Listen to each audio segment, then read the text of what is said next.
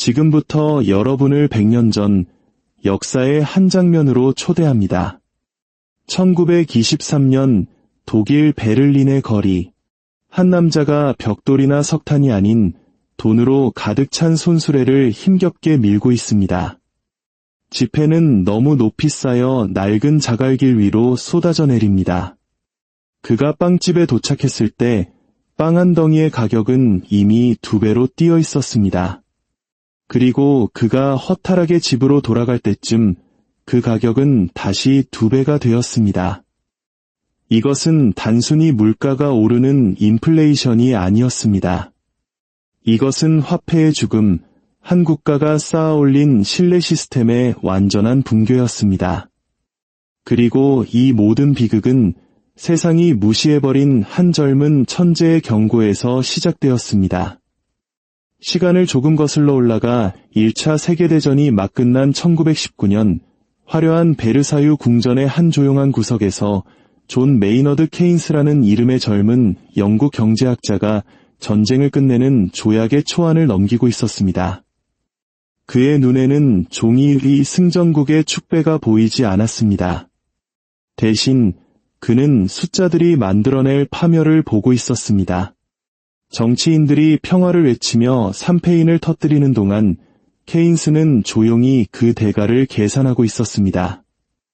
전쟁으로 잿더미가 된 독일에 부과된 전쟁 배상금은 무려 1320억 골드마르크. 당시 독일의 모든 자산을 팔아도 갚을 수 없는 상상조차 힘든 금액이었습니다. 케인스는 계산을 거듭했습니다.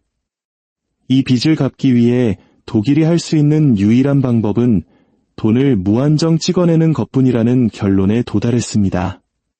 그리고 그것은 독일 경제뿐만 아니라 유럽 전체, 나아가 세계의 안정을 송두리째 파괴할 것이 분명했습니다. 그는 경고했습니다. 만약 우리가 빚으로 독일을 짓밟으려 한다면 우리는 독일을 파괴할 것이다. 그리고 그 파괴의 잿더미 속에서 또 다른 대재앙의 씨앗이 태어날 것이다. 그의 예언을 담은 책 평화의 경제적 기결은 출간 즉시 유럽 전역에 경종을 울리며 큰 반향을 일으켰습니다.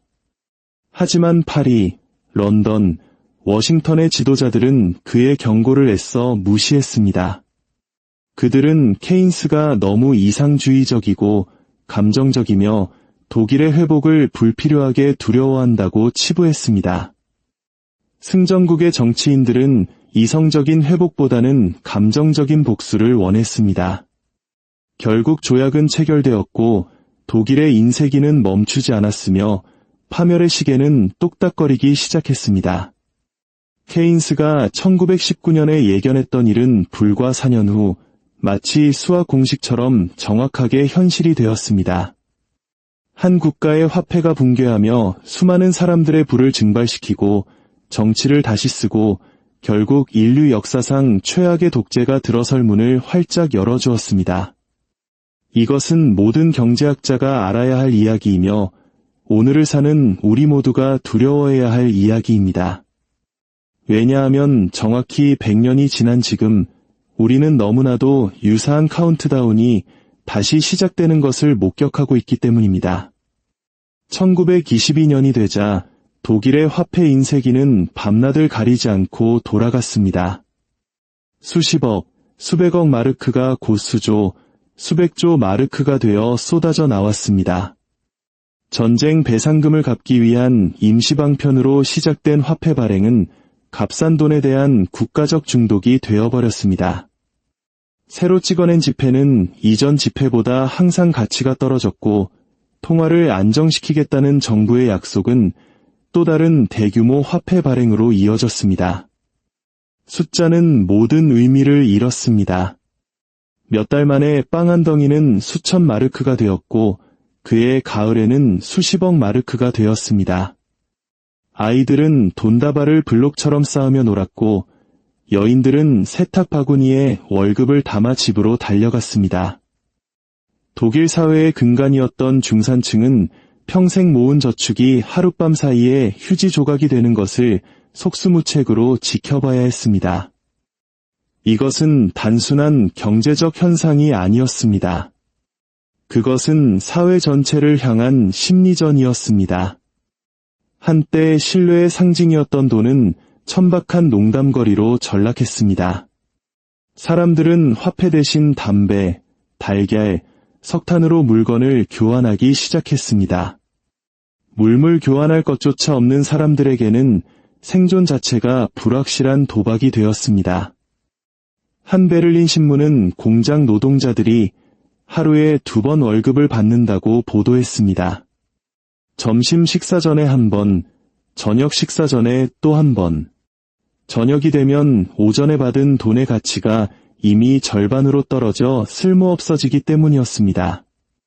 연금 수급자들은 굶주렸고 기업들은 파산했으며 사회를 지탱하던 모든 연결고리가 끊어졌습니다. 이 혼돈 속에서 극단주의자들의 목소리가 커지기 시작했습니다.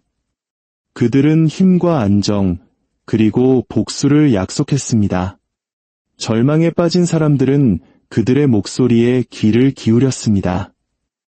1923년의 초인플레이션은 단지 독일의 화폐만 파괴한 것이 아니었습니다. 그것은 제도와 정부, 그리고 민주주의 자체에 대한 믿음을 파괴했습니다. 그리고 10년 후 그 신뢰의 공백은 어떤 대가를 치르더라도 국가의 자존심을 회복하겠다고 맹세한 한 남자에 의해 채워졌습니다. 역사는 숫자를 기록하는 학문이 아닙니다. 역사는 그 숫자가 의미를 잃었을 때 사람들이 어떤 선택을 하는지를 기록하는 학문입니다. 하지만 이야기를 더욱 섬뜩하게 만드는 사실이 있습니다. 바이마르 공화국이 붕괴한 잿더미 위에서 소수의 경제학자들은 무엇이 잘못되었는지 연구했습니다. 그들은 통제 불가능한 정부 지출, 막대한 부채, 그리고 돈을 찍어내는 것으로 구조적인 문제를 해결할 수 있다는 위험한 믿음. 이 3가지가 한 국가의 통화를 죽음에 이르게 하는 정확한 메커니즘임을 밝혀냈습니다. 그들은 연구 결과를 발표하고 논문을 쓰고 미래 세대를 위해 경고를 남겼습니다. 그리고 놀랍게도 우리는 그 모든 경고를 무시했습니다. 100년 후 다른 대륙, 다른 시대. 하지만 똑같이 위험한 망상이 다시 살아나고 있습니다. 아무런 대가 없이 돈을 찍어낼 수 있다는 믿음, 빚은 중요하지 않다는 착각, 그리고 신뢰는 영원히 지속될 것이라는 근거 없는 낙관. 역사의 뒤안길로 사라진 모든 제국들이 스스로에게 들려주었던 달콤한 거짓말을 이제 우리가 시험해볼 차례가 되었습니다. 100년 전 독일은 스스로를 망각 속으로 인쇄해버렸습니다. 오늘날 미국은 더 깨끗하고 조용한 방식으로 같은 일을 하고 있습니다. 잉크도 인쇄기도 필요 없습니다. 단지 키보드를 두드리는 것만으로 수조 달러가 클릭 한 번으로 창조됩니다. 이 모든 것은 결국 우리 이전의 모든 제국을 실패로 이끌었던 믿음이라는 허상에 기대고 있습니다. 2020년 코로나 위기가 닥쳤을 때 워싱턴은 새로운 돈의 쓰나미를 풀어놓았습니다. 불과 2년 만에 미국의 통화 공급량은 이전 50년간의 증가량을 합친 것보다 더 많이 늘어났습니다. 경제학자들은 이를 경기 부양책이라 불렀지만 역사는 그것을 인플레이션의 불씨라고 부릅니다. 미국 연방준비제도는 이 조치가 일시적일 것이라고 약속했습니다. 100년 전 독일의 지도자들이 그랬던 것처럼 말입니다. 그들은 돈을 찍고 쓰고 모든 것을 정밀하게 통제할 수 있다고 말했습니다. 하지만 인플레이션은 협상하지 않습니다. 일단 풀려나면 그것은 관성을 먹고 자라납니다. 2022년이 되자 미국인들은 그것을 피부로 느끼기 시작했습니다. 치솟는 물가, 줄어드는 저축, 내부에서 조용히 부식되는 통화가치. 1919년 케인스가 경고했던 지속 불가능한 부채, 통화 팽창, 그리고 현실 부정이라는 수학적 패턴이 이제 미국 경제의 기초에 깊숙이 자리 잡았습니다. 미국은 매달 1,000억 달러의 새로운 빚을 내고 있습니다. 매년 1조 달러 이상을 단지 이자를 내는 데만 사용합니다. 우리가 지킬 수 없는 약속에 대한 이자를 말입니다. 우리는 스스로가 산수의 법칙을 이길 수 있다고 믿으며 통제라는 환상 속에 살고 있습니다. 하지만 수학은 언제나 승리합니다. 역사는 매번 같은 것을 보여줍니다. 돈을 찍어 지속적인 번영을 이룬 나라는 역사상 단 한 곳도 없습니다. 고대 로마의 가치가 떨어진 데나리우스부터 프랑스 혁명기의 아시냐 지폐, 바이마르 공화국의 운명다한 마르크화까지 돈이 무한할 수 있다고 믿었던 모든 제국은 신뢰는 유한하다는 사실을 고통스럽게 깨달았습니다. 그런데도 미국은 이 의식을 반복하고 있습니다. 이번에는 다르다고 말합니다. 우리는 외회다라고 말합니다. 손을 쓸 수 없을 지경이 되기 전에 해결할 것이다 라고 말합니다. 1922년의 독일도 그렇게 말했습니다. 파운드화가 붕괴하기 전에 영국도 그렇게 말했습니다. 쇠퇴를 앞둔 모든 초강대국이 그렇게 말했습니다. 진실은 잔인할 정도로 간단합니다. 미국의 국가부채는 33조 달러를 넘어섰습니다. 이는 미국 전체 경제 규모보다 더 큰 액수입니다. 미국의 통화는 금이나 생산성 혹은 재정 규율이 아닌 오직 믿음에 의해 뒷받침되고 있습니다. 시스템이 항상 그래왔듯이 앞으로도 계속 유지될 것이라는 믿음 말입니다. 하지만 믿음은 깨지기 쉽습니다. 그것은 깨지지 않는 바로 그날까지 지속될 뿐입니다. 찍혀나오는 모든 달러는 당신의 주머니에 있는 달러의 가치를 떨어뜨립니다. 모든 새로운 약속은 우리가 갚아야 할 것과 갚을 수 있는 것 사이의 격차를 더욱 벌립니다.